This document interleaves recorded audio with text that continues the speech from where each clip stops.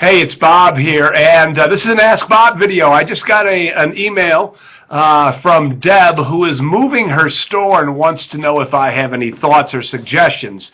And so, of course, I do, Deb, and it's a very common question, so I'm glad you asked it, and I'm glad I have this opportunity to respond.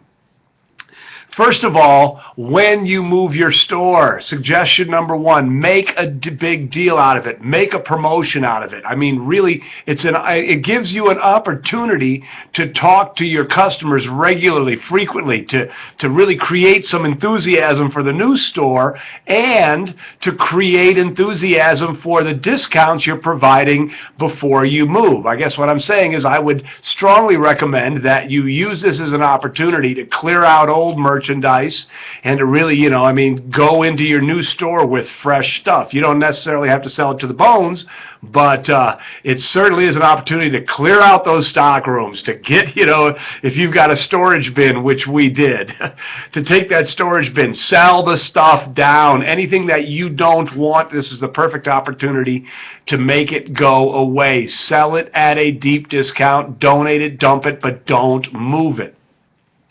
Having said that, a lot of the tips that I'm getting from Deb owns a quilt store, and the tips that I'm going to share right now also come from someone, Judy, who owns a sewing center in Pennsylvania. So, this is very, very applicable.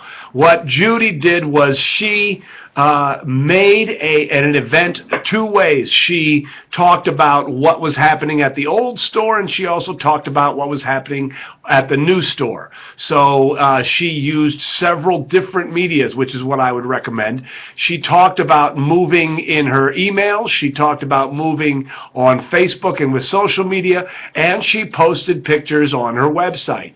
So as the old store was selling down, she had pictures of, the store getting sparser and sparser and sparser. And as the new store was being constructed, she had pictures of what was happening there. So she also had, and I thought this was a stroke of brilliance, she would have a Dutch auction. And, again, this is an opportunity to clear old merchandise, or just to any merchandise, but particularly old merchandise. If you've got fresh stuff that you want to have in your new store, you don't want to associate any discounts with it, easy. Put it away. Don't put it on sale. But having a store-wide sale draws people.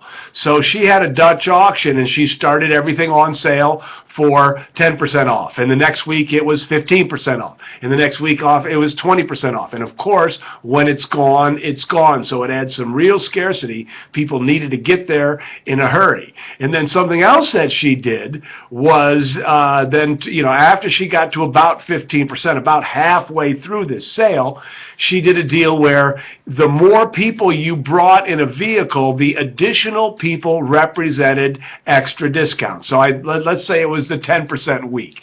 If you brought 5 people in a vehicle, you would get 2% for every additional person. So that 10% then became 20% because 5 people, that times the 2%. And she had people, vans. Like a group of women rented a van, a stretch van, and loaded it all up and came. And Judy was laughing all the way to the bank. So, there's several little strategies and tactics that you can use, but the overarching message is make a big deal out of it. You have a wonderful excuse to talk to your customers, to build some buzz, to add some excitement, to do some fun, interesting, cool things, and clean out old stuff at the out with the old, in with the new. This again points to the need to build your list. Now I know that Deb's got a robust list, but for all of you who are watching this, your list gives you the opportunity to market to your current customer base.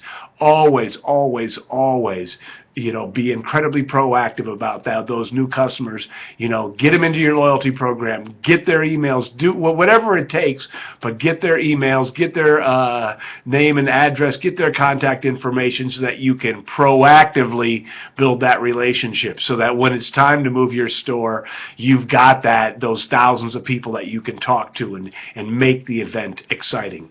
So it was a great question, Deb. Thank you so much. I hope hope that all of you who watch this found it helpful. This is Bob Negen, and I'm here for your success.